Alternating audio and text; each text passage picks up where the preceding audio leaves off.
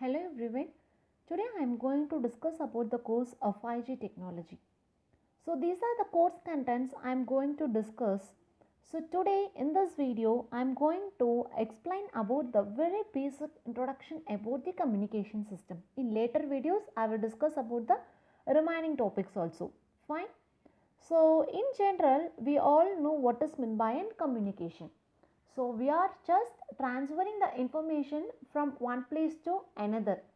So in terms of technical, we can say we are just transferring a data from a sender to a receiver with the help of a three basic component. So that is a transmitter and receiver and the channel or medium. So these are the very three basic parameters involved in all kind of communications. In this modern world, can you imagine without any electronic gadgets or without any communication? No way. So here communication plays a very vital role in this world. So the basic three things involved in communication is transmitter, receiver and the channel. Fine. Before we step into what are the things involved in this three element, we have to know the types of signals. So there are two types of signal. One is analog and another one is digital. So analog signal is continuous with respect to the time and digital is discrete with respect to time, which is very accurate. We can collect the data accurately in digital, but in analog it is somewhat approximate values. Fine. We can see the examples of analog and digital. So here a wall clock we can consider that is an analog signal, and for digital we can say mobile gadgets or digital watch, whatever it may be. We can compare all the real time applications we are using in our day to day life itself. Fine. So these are the two classifications of the signals, and the next one is we can divide our communication into a two major part. One is wired communication, another one is wireless communication. Before I start telling about these both of these things, I like to say where the communication originates. So communication originates in the ancient period. Ancient period communication originates with help of the stone. They used stone to produce the fire. So that is the initial communication. Then later on they tried to speak to communicate their thought process. What they are thinking, they started to express. And later on they had used birds and peoples to move from one place to another place to convey some messages.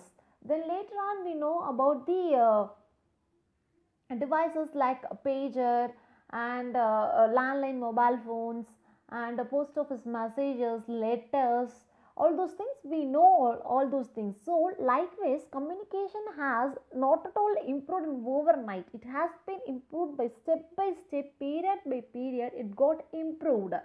So uh, I am classifying this communication into two types. One is wired, another one is wireless. Alright.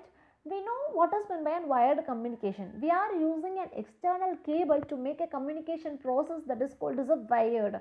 But wireless means we can communicate without any external wires. We can able to communicate. So here for wired we can see a landline mobile phone. For wireless we can show our digital mobile phone. We are having a gadgets, mobile gadgets, right? So we can say that one as a wireless communication. So here in this modern world we are going towards a wireless communication.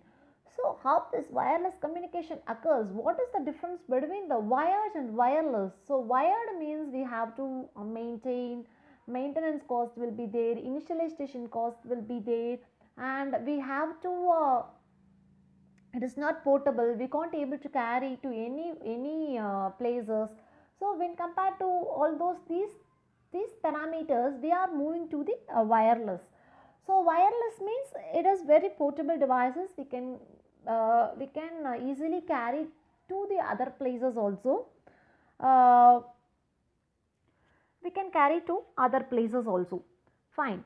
So these are the basic difference between the wired and wireless communication. And the next one is a very basic block diagram about the communication systems. So I already said the three things are very important in communication. One is a transmitter, another one is a channel, and another one is receiver. So we have to know what is happening in the transmitter and what is happening in the receiver.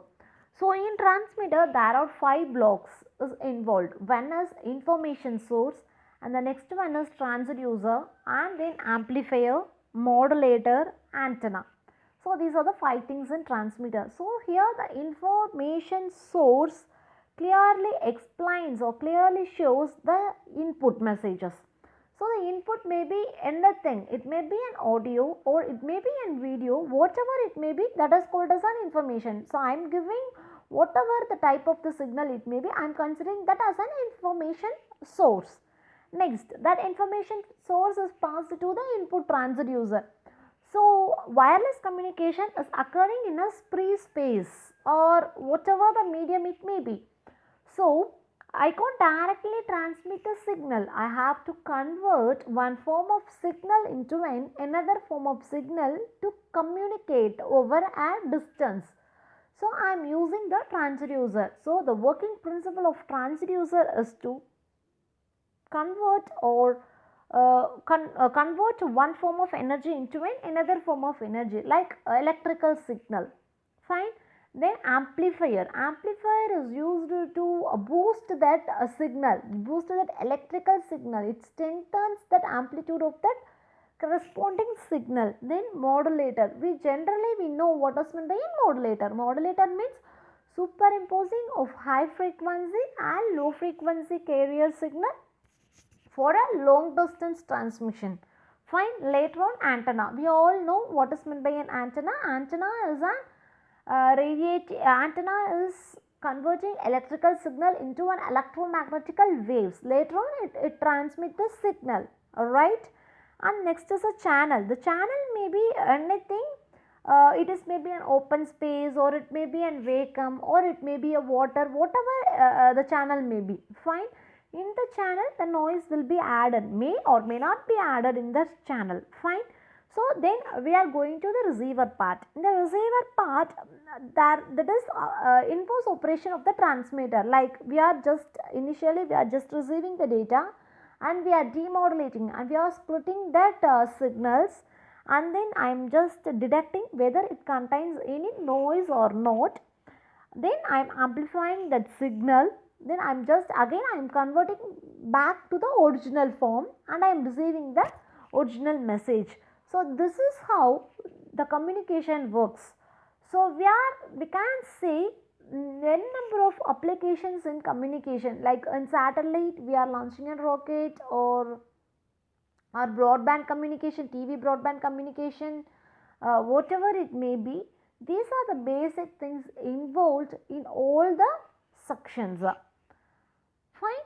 So this is a general what definitions of each block diagram which I described before. Fine. Additionally, we have to know what is meant by a repeater. Fine. So repeater means it is placed at the different location in between transmitter and receiver. Why? Because for a long distance communication, there will be occurrence of noise. So in order to overcome that, repeater is used to amplify the signal and also send the signal to the correct person at the correct time. Fine. So these are the basic things or elements involved in the communication time. Fine. Now what is aqueous time for all of you to test the knowledge you gained about the basic communication of the first question. So out of which the following, which is not an essential element of communication system, we can say the three basic elements of communication system as transmitter, receiver and the channel. So automatically the answer will be a transducer. Option B will be the answer. And the next, a device which provides output in an electrical form, I say, which is converting one form of energy into another form of energy, that is transducer. So the answer will be transducer. And the next one is Decreasing in signal strength due to energy loss is called attenuation. So option C is your answer. And the next one is disturbance or distortion in the transmission and the processing of a message signal is called dash, that is called as the noise.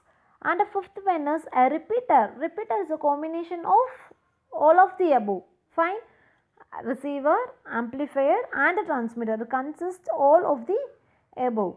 So that's all about your basic element. In the next video we will discuss about the transmission modes and the evolution of the mobile technologies. Thank you all.